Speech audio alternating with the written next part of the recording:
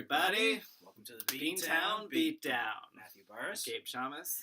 And as you can see, the dog isn't here. Because back to just us, just the basics. Yep. So, but the dog will be here next week. All right. Cheers to BlueBerry, that. BlueBerry ale. Cheers. Mm-hmm. And we're gonna get into our first debate for the show.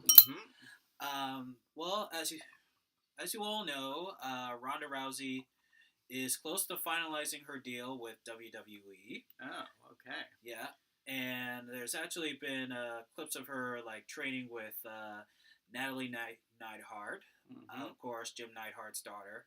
So the biggest question is, will Ronda Rousey be successful in WWE? Fascinating. Yep. Well, we've talked a lot about how how we hoped she wouldn't give up on the UFC and that type of stuff, and that she'd at least keep fighting, right? Yeah. So, so she's definitely doing that. She's keeping fighting, whether or not the fans agree that that it's the same type of sport. Well, that's a whole other thing. But I'm glad she'll be back against an opponent somewhere. Not in the octagon anymore. Yeah, but this is choreographed, so right. So it's not like the matches are predetermined, so it's not like I mean, we're gonna see her doing something physical, yeah, and she does carry a lot of star power, but it's not the same as real combat. Yeah, right. Yeah, understood. But yeah, in terms of will she do well? Well, maybe I would say that's more of a reason she will do well. She's got the star power. She's got the name. Yes, we hoped she would use it for actual combat, but in this case, I think they'd want to kind of carry that out, and therefore, they might, if the matches are predetermined, they might predetermine them towards her. Well, yeah, they will, but I mean, the thing is about how I've kind of gone back and forth on this, and on one hand, I do want her to do well because I mean, it would be nice to see her be successful, and she is a huge WWE fan, right? But at the same time, it's a matter of will her longtime fans, stick through like 3 hours of Monday Night Raw just to watch her, or SmackDown, whichever brand she goes on. Right. Yeah. And also, it's a matter of will they be able to buy her as a legitimate badass because she lost her last 2 fights. Yeah, that's a very good question, and yeah, so if she doesn't get her her original fans, her hardcore fans from UFC, then maybe not. But I think maybe she does have enough of a following, or enough of at least name recognition from fans of WWE, that she might actually, she could still boost the audience, even if she does lose, a lot of her UFC fans. Well, yeah, and plus it's also a matter of will the WWE fans, the WWE universe, will they be able to accept her? Because they'll be like, well, okay, yeah, she was a former UFC champion, but she lost her last 2 fights. She's not that good at striking, so it's like, how are we supposed to believe in her that she's still that she's still a badass.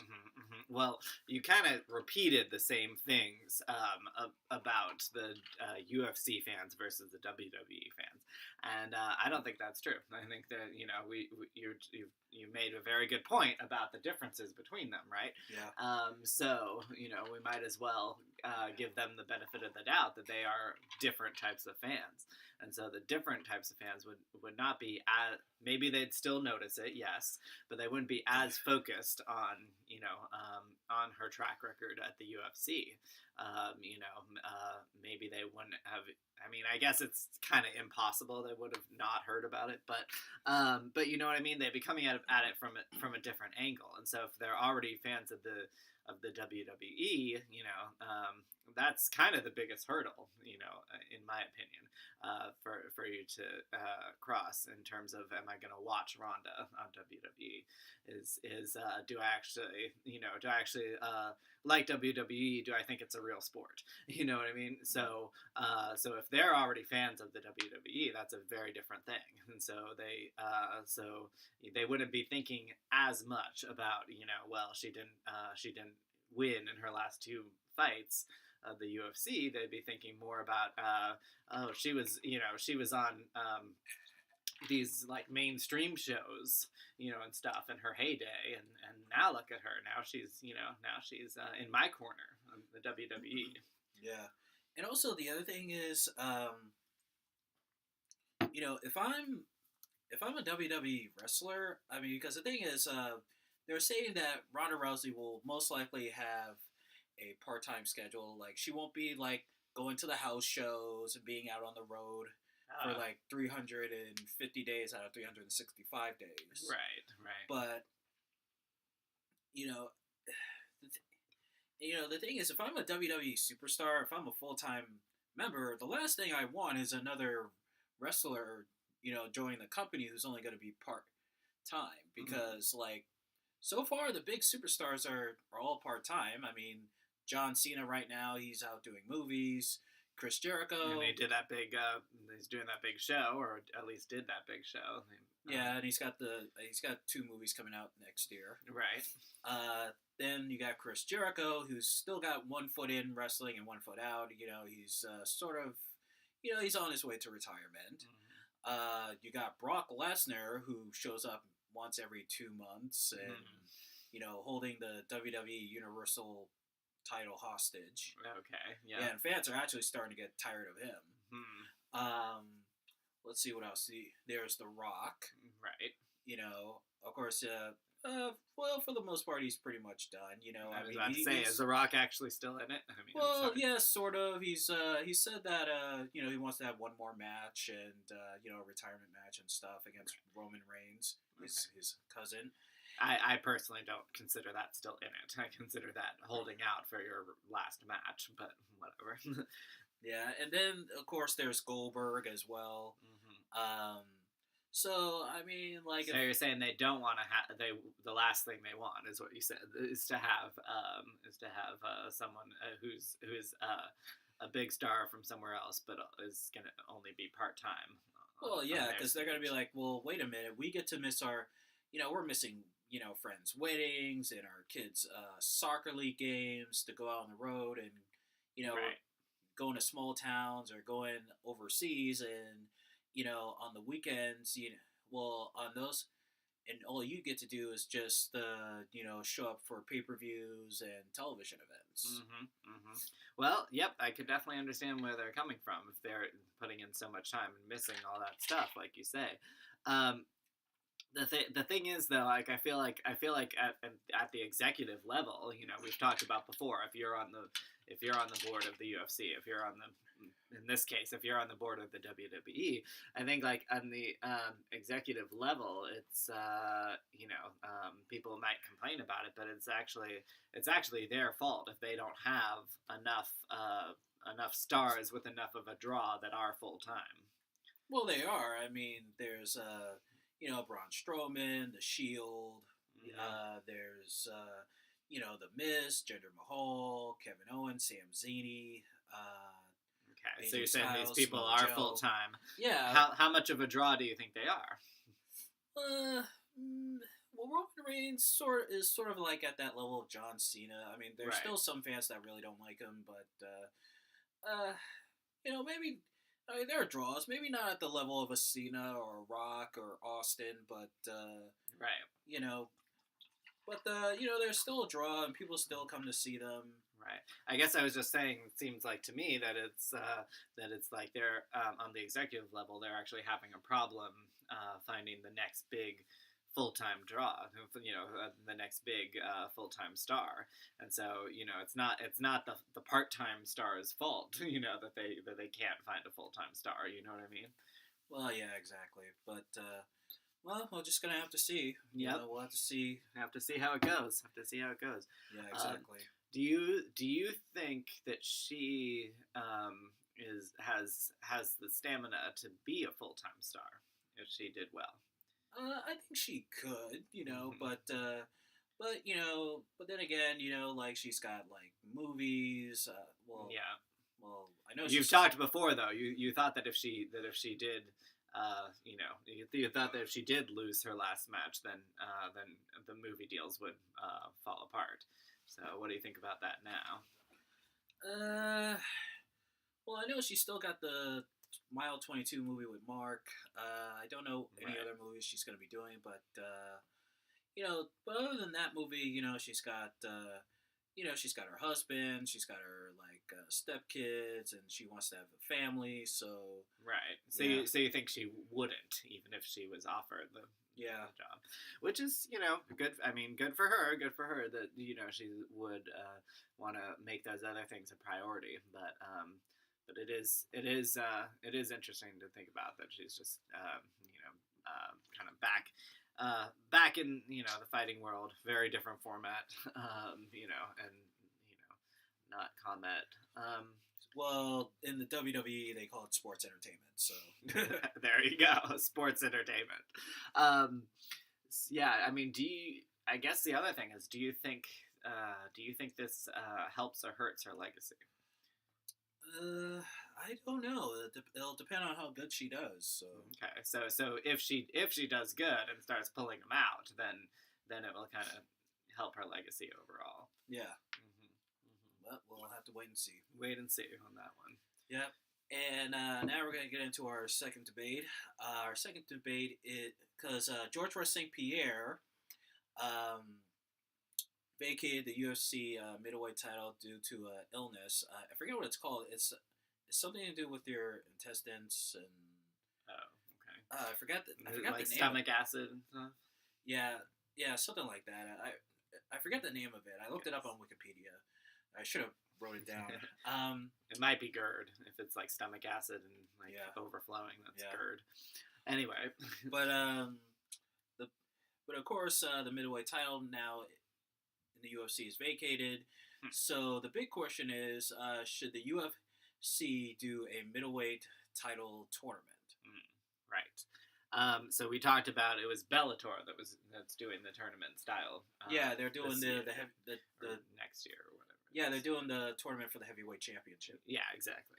So yeah, and I said that I thought that was a really good idea, and that would and that certainly makes it more interesting for people like me that are kind of on the sidelines, not necessarily following this stuff the way you do. So I said it makes it a lot more interesting for people like me, the casual fans. So yeah, I think the same thing would be true if they did it for the UFC, and in fact, I think given that the UFC is such a big platform, it might actually be a bigger effect. It might be a lot more people talking about it that way, and so I guess I'd be fully in the camp of yes, they should.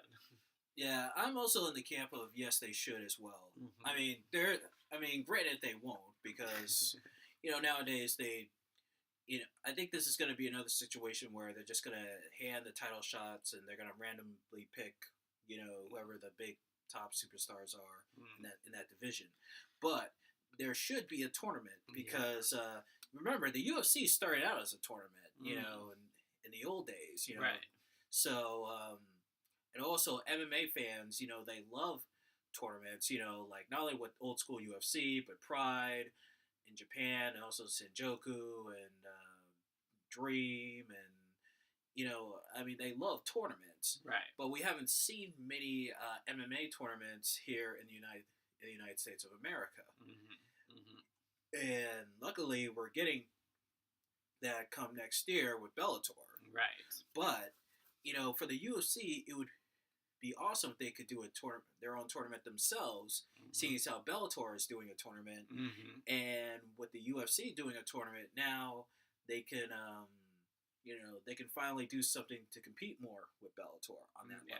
Yes, exactly, and yeah, I think they should, because maybe if they don't, I think that gives a huge vacuum for Bellator to grab more of the headlines. You know what I mean? Like, if given the tournament style and the back and forth, it's also really exciting for like the press and and people to follow and to watch. And so if they're doing that on Bellator, but not on the UFC, then maybe that's actually space for giving your opponent, in this case, a space to move in on your territory, which you shouldn't do. Yeah, exactly.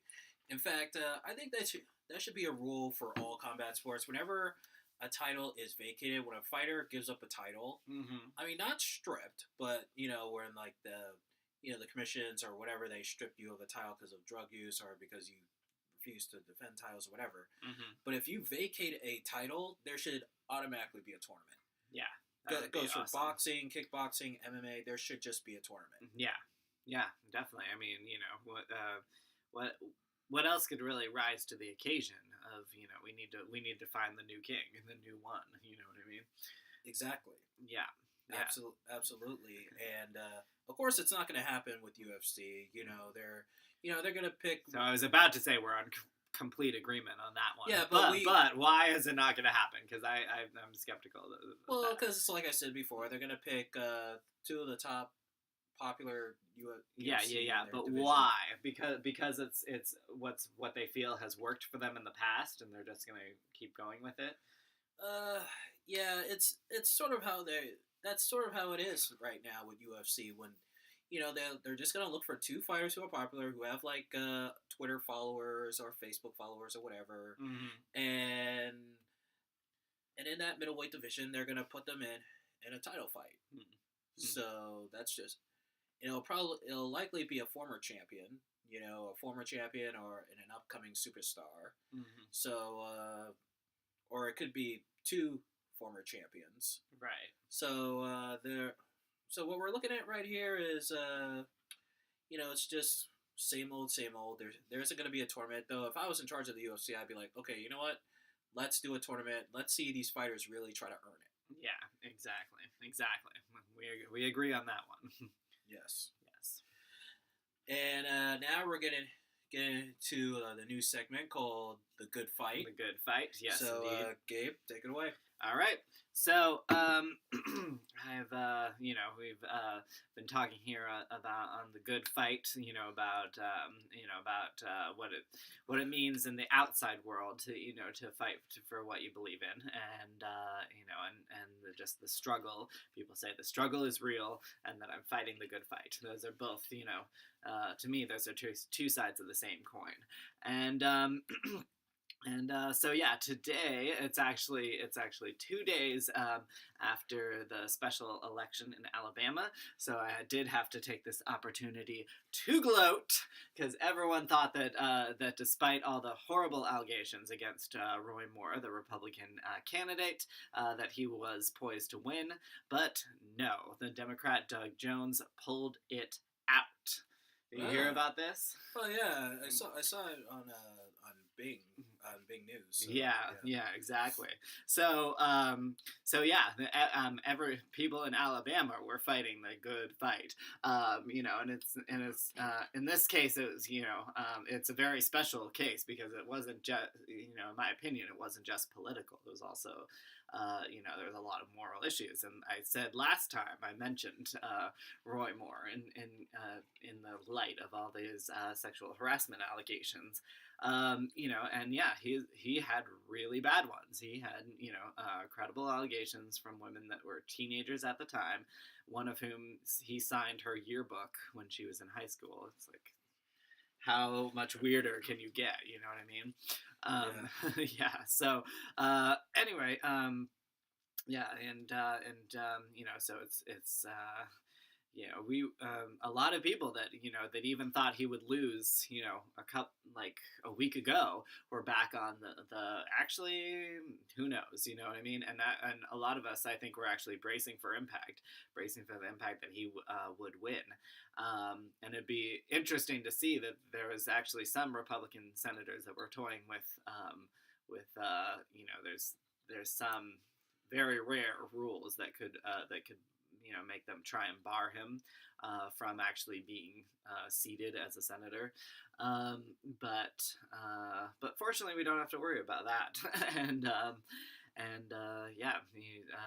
He did in fact lose by 1.5 points. So thank God. And it was because of people fighting the good fight in Alabama.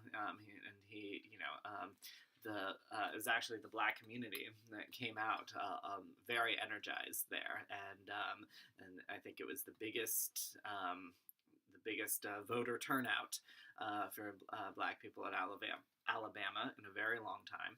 Wow. Yeah, and I think part of that was not just partisan, and not just the sexual harassment allegations, but also he was one who was on the side of let's keep the Confederate monuments, and not only let's keep them, but let's enshrine them further. Basically, it was going to call for armed posses or whatever, the fuck, and to go out and protect those monuments at all costs. So, let's not have that. You know what I mean? And I think I've broached the subject before of Confederate monuments. That's part of the whole good fight that's going on right now. I think that yes, they do belong somewhere.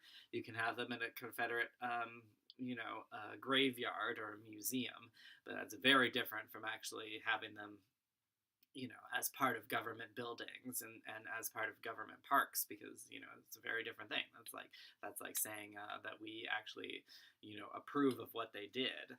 And so for decades now, we've actually been saying to all the citizens, yes, we approve of what these Confederate traitors did by having their statues around. So not anymore. You know what I mean?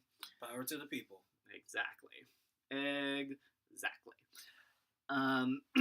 And one thing I was going to say last time that I'm just going to quickly mention this time, I did talk about even more about Me Too and the sexual harassment allegations. I'm not going to really go into that, but except that I forgot to say last time, the point I was trying to get to with all of that was that that Time magazine actually named their People of the Year, and that was the Silence Breakers. And that's the women who've come forward on all these sexual harassment allegations. So it's another in masse type of people that they named as People of the Year, and they called them the Silence Breakers.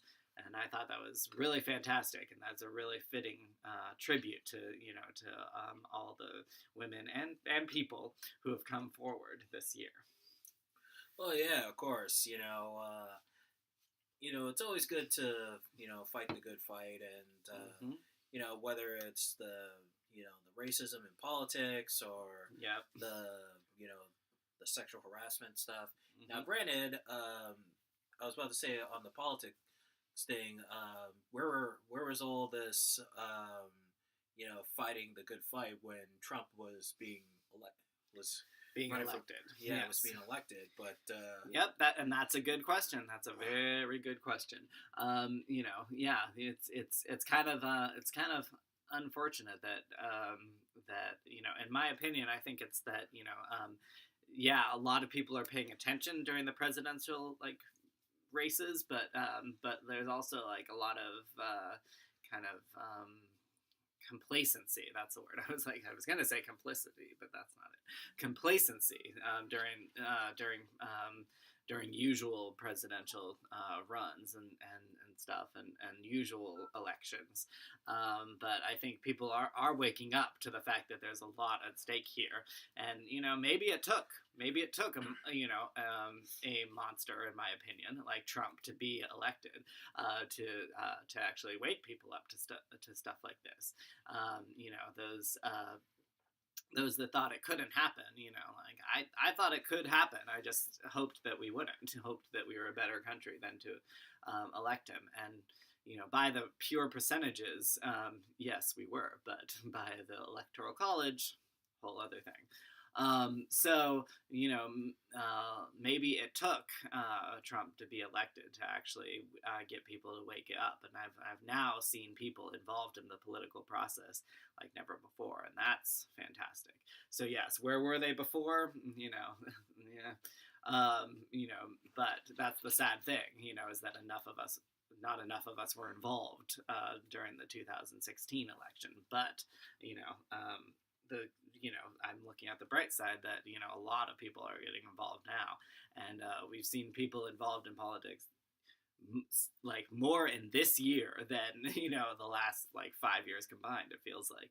So if we can do that, we can keep on going strong for the 2018 midterms and especially for the 2020 election. Yeah, exactly. Exactly. And also another good thing that was a good fight.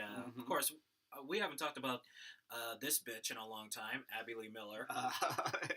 Here we go. Yes, we have not talked about the bitch. Yes. Well, I forgot to mention. Well, I meant to bring this up. I think like last month she was denied probation and she had to serve out the rest of her jail term. Oh wow. And according to what I heard, she has been, she was like crying hysterically, and she was, so far she really has not had a good time in prison. I mean, like right. She has not really been making friends with the inmates, telling the inmates, I'm better than you, and I'm gonna come out a millionaire. Because some people really don't learn now, do they? Yeah, and also she threw a fit when she got strip searched. She got searched in her cell, and crying hysterically, at the parole hearing and stuff, and. Now, granted, you're reveling in this. Yeah. Well, granted, the only good thing that's been going good for her is like the food. I mean, the food's not like it's not like 5-star or whatever, but it's decent enough good food. It's not like the bad jail food where there's like mystery meat and bugs in the Jello and stuff like that. Right, exactly.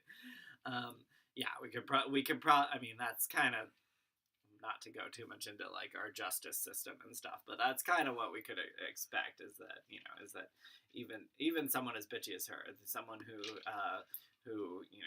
produced this big show and has these millions to show for it, we could assume that she's going to a place that's that's a little less security and quite a bit better food. Yeah. Of course, I would expect her to behave like this. I mean, this is a woman who's an only child who doesn't like to go anywhere without her makeup, and she's just she's just a bratty bitch. Yep, exactly. So yeah, why are we surprised? I hadn't even heard this yet till just now, but why am I not surprised? Yeah, the only person that's come to visit her actually has been her hairdresser. Oh, really? Yeah. So that's sad. Yeah, so none of the other moms, none of her students, nobody else has come to see her. Wow. Yep. Karma is a bitch. Karma and payback is what's the thing? Payback is fair play. Yep. Yep, indeed. So yeah, that and Roy Moore losing the election. You thought you had it in the bag. Nope, karma's a bitch. You know what I mean? Yeah, and now she's just been complaining. She just complains in prison. Like, oh, they searched my cell, and I don't have anybody coming to visit me, and my asshole bled today. You're terrible. Yes. But yeah, no, I mean that's just it. Sometimes you're if, people don't put the dots together. Like some of these things are your fault. And it's easy to blame everybody else. Our president too, by the way, blame everybody else on Twitter, and it's easier to do that than take one goddamn second of introspection and think about what the fuck you did. So yeah, I'm not surprised to hear that of her, and I'm really and like I just said, it's it really is your own fault whether or not you want to admit that. Exactly. You said it. You said it good there. Yeah, and also a little announcement. Thank you guys for making last week's episode of the Beer and Brawl Show really the most watched in Massachusetts on Facebook. I mean, like we got we got like 214 views, and we got like 1,017. Yeah, 1,700 people saw it. Wow, that's fantastic. I think you mean 1,700. Yeah. Well, 17 because there's a 1 and a 7 there. Okay. 1,700 people saw it. Yeah, which is a lot, which is fantastic.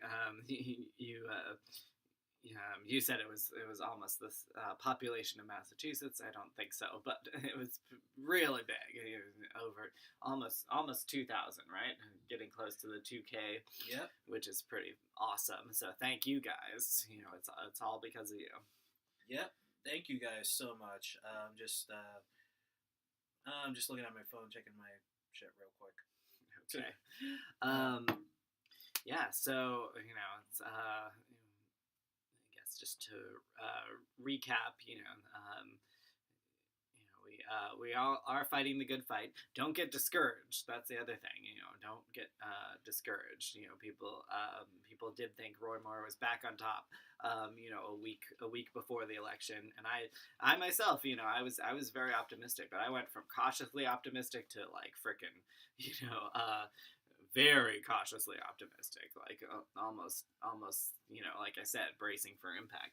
But no, we pulled it out. You can still make a difference even in the last hours.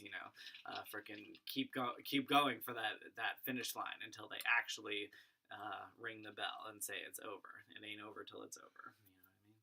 Oh yeah, that's a good Lenny Kravitz song. Yeah, exactly. All right, that was pretty good. Well said. And now we're gonna move into our last debate. Yep. I've been looking at the history of pay-per-views on Wikipedia. Like I've read about it and stuff. Actually, there was a college football game in the '80s that was on pay-per-view, if you can believe it. Yeah, I forgot who played in that. I gotta look that up again. Okay. But there have been some sporting events on there and stuff. So it got me thinking, like, this would be a good debate. Actually, this would be also a good debate if K-Dog was here. Yeah. But what sporting events would you put on pay-per-view? Interesting. Yeah. Yep. So you were saying it was what, a college football game that was on there? Okay. Yeah. Yeah. It was one of the bowl games. I mean, football is a very interesting choice. You think it would be a whole other audience, because obviously there's the Monday night, Sunday night audience, for that. But yeah, in terms of on pay-per-view, it has to be reaching a different type of level. You know what I mean? Yeah. Yeah. So do that. So football is an interesting choice. I think like, um, I I don't know. I know there's definitely not enough interest in like archery and stuff, but I was just thinking like, what if it was like archery or like maces or like the old fashioned combat. I don't know exactly what you call it, but I think fencing is what I was thinking. Sorry, fencing or like mace combat or nunchucks, something like that would be pretty awesome. I think. So you'd want a pay-per-view where people with weapons fight to the death. Well, I'm sure you couldn't actually fight to the death nowadays, but yes, old-fashioned weaponry combat. Yes. Oh, you mean like the medieval shit? Medieval weaponry combat. Yes, that I would definitely tune into. Well,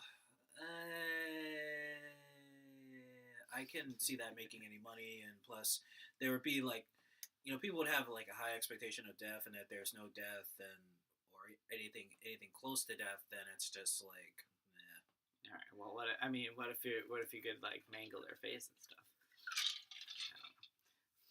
I don't know. Oh yeah, that'd be awesome. But I don't know, a weapons event or not what you were thinking. Yeah.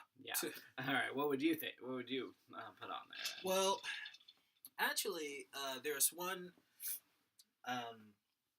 event I would put on it because I'm a huge basketball fan, and we all know the the playground basketball like Rucker Park and stuff, and there have been games that have been that take place on Rucker Park, the tournaments in New York in the summertime and shit. Okay. Well, yeah. I thought about this this one event. I call it the Rucker Park Classic. Okay. And what it is, you'll get a 5-on-5 full court game featuring 5 of the best playground players against 5 of the best NBA players. That would be fascinating. Yeah. Yeah, and it would go up to 21, going by ones. Okay. Yeah. And it would it'd be a huge event. You get the biggest stars in the NBA, the biggest playground legends from all around the United States of America. But of course, it would have like entertainment. Like for example, they could be like still have to have the cheering squad and all that. Yeah. Yeah, there would be like live performances. Hip hop. Performances. Nice. Also, there would be like a celebrity 3-on-3 game. Yeah, that would be cool. Yeah, because there's a lot of celebrities that do, because the NBA All-Star Game, they have like celebrities who like basketball and they play in it. There's also a celebrity league basketball thing in LA and stuff. I mean, of course it'd be. I mean, have you seen Mark Wahlberg play basketball? No, I can't say I have. Oh, he's nice. Yeah, he can actually dunk. Okay. Yeah, 5'7", and he can actually dunk a basketball. He must have, being brought up on the courts around here, definitely must have, spent some time with the boys, Yeah, hoops. the boys. Yeah, Boys and Girls Club. Both him and Donnie, of course, played basketball and stuff, and Yeah, so that would be a pretty cool idea. For a second there, I thought you were gonna say a performance, and that would, in my opinion, that would be interesting too. They always have the halftime show in football. If we had even just one song performance in basketball, that would kind of change the game. Yeah, and also there'd be like also other than that, I'd also have on there like like a slam dunk contest. Because everybody loves the slam dunk contest, especially in all-star games and shit. Yeah, exactly. Yeah, so that would be the sporting event I would put on pay per view, the Rucker Park Classic. It would take place in the summertime. Mm-hmm. Summertime is great for outdoor basketball. Yep. The playgrounds and shit. Mm-hmm. So that's the sporting event I would put on pay per view, and Yep, that sounds pretty good. I would tune into that as well for sure. yeah, and of course, my pay per view price I would set it at I would probably set it at $20. $20 tax free. What would be the price of your weaponry combat Right, pay per view? jousting. Yeah, 20. Yeah, 20 is good. 20 tax free. I guess. I'll give mine. A little bit of the lesser odds because, like I said, it'd be something to try we'd have to try and get more people interested in. So I'll for the lesser odds, I'll knock it down to 15. Oh, yeah. Then we might get more people tuning in. Yeah. It's because I remember having this conversation with my brother Wayne talking about pay per views and stuff, and I said I had this idea, and I was like, well, what if the Super Bowl was on pay per view? And he was like, no, because think about it, the Super Bowl is the biggest event, everybody would want to see it. Why should they have to pay to see this? That's exactly what I would say, honestly. Yeah. Yep, I think people would be pissed, especially if they felt like they couldn't afford it. Like, it's the biggest event in football, and I've been.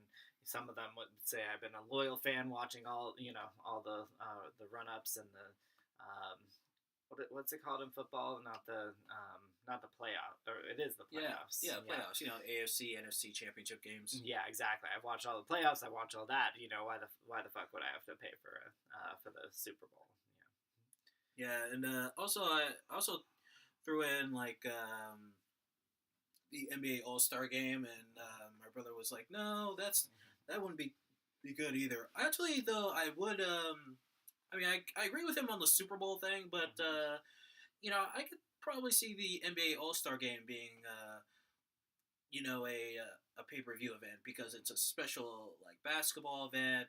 Everybody loves the All-Star game, and you get to see the players do things they couldn't do in a regular game. And the alley-oops and the special tricks, and right. It's like, who wouldn't? I could see that being a pay-per-view event. The other thing I was thinking is the commercials. If you get people paying for it, it's they kind of don't need the commercials anymore, and especially for the Super Bowl, you gotta have those. Well, the Super Bowl commercials. For some people, the commercials are as big as the event. Yeah, that's what my mom watches the Super Bowl for the most, is the commercials. Exactly. So you can't not have that. And then I don't know if it's similar with the All Stars, but no, it's not. Okay, well then in that case maybe you could, but if it was at all similar with the All Stars, I'd say you can't have that. But yeah, if they don't go all out with the commercials, then yeah, maybe the All Stars is right for that. Yeah, definitely would be for that. I don't ever see college football putting their bowl games on pay per view. Mm-hmm. Yeah, because because they make so much money off of because those bowl games are sponsored, and plus fans are like, yeah, we watch college football throughout the season, and now for a bowl game we have to pay for it. Well, maybe not all the bowl games. I mean, the Fiesta Bowl, that's the national championship game. Mm-hmm. But even actually, I could probably see the Fiesta Bowl being a pay-per-view event. I can't see the Cotton Bowl or the Rose Bowl or the Temco Bowl or the Gatorade Bowl, the Reds. A lot of them, yeah. Yeah, the Reds Bowl, the Gabe Bowl. Hey, if we ever get famous with this Bloody Knuckles thing, you think we should sponsor a bowl game? Yeah, maybe we could. We gave him that bowl. Yeah. The Bloody Bowl? The Bloody Bowl. There we go. That's better. Yes. You heard it here first, folks. Yeah. Yeah. I don't know. I mean, but We'd have to have a lot extra to put aside for that, but hey, maybe one day, yeah, and the thing is like, I mean, nowadays it's sort of hard to put a new sport on pay per view nowadays. I mean, it's or better yet, I just thought about this. Well, I know that they do home run derbies on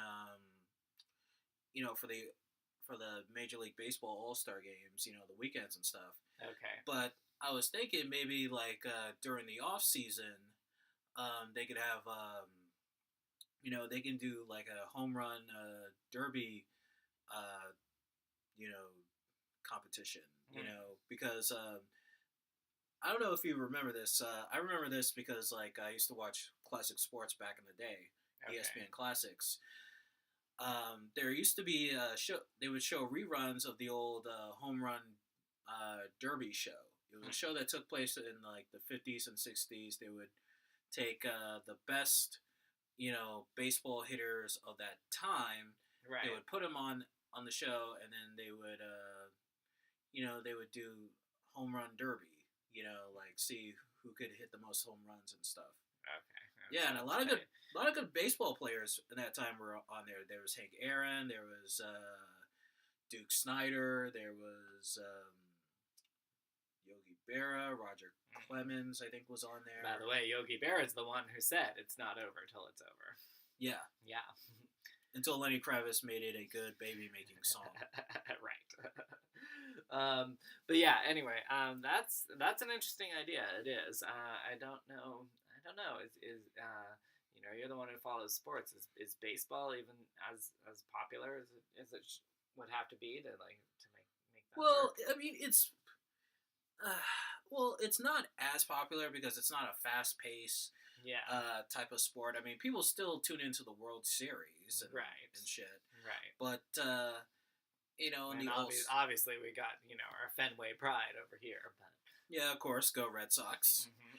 But as far as it, I mean, I could probably see it being like a home run derby, thing. I could see that. I could see it happening. Yeah, I mean, I would definitely be into it if it happened. I would definitely say, like good job, keeping the baseball spirit alive, and like and like I mean, we definitely still say home run as like as one of the best sports metaphors. So might as well actually use that. You know what I mean? Oh yeah, absolutely. Also, speaking of football, I know everyone's still down about us losing to the Dolphins, and we really shouldn't have lost those fucking Dolphins and Jay fucking Cutler. Mm-hmm. But it is what it is. We lost. I saw that game. We got our asses kicked, and this Sunday we got the Steelers, who are number one in our division. So right. So that'll be something to see. Oh yeah, that game is on at 4:25 on CBS, by the way, and for everyone who's saying like, well, the only reason why we beat them in the AFC playoffs last year was because the Steelers didn't have Le'Veon Bell. It's like, fuck that shit, Okay, I'm sure the Pats wanted Bell. Okay, they wanted all of those guys. The truth of the matter is they just got a good ass kicking. Right. And I'm very confident now that we got Gronk back after the bullshit suspension that we are definitely gonna beat the Steelers. Okay. Yeah. Your lips to God's ears, as they say. Yep, absolutely. All right, guys, that's it. And please watch this week's Beer and Brawl show.